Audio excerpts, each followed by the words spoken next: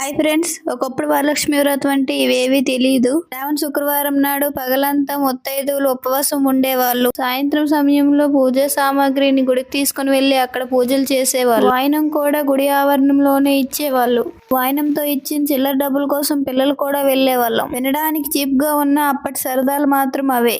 ఏ మాటకు ఆ మాట చెప్పుకోవాలి కానీ అందరూ కలిసి ఒకే దగ్గర పూజ చేస్తే చాలా బాగుంటుంది. అప్పట్లో శ్రావణ శుక్రవారం పూజ అలా ఉండేది. కానీ ఇప్పుడు ఎవరికి నచ్చినట్టు వాళ్ళు వాళ్ళ ఇంట్లలో చేసుకుంటున్నారు.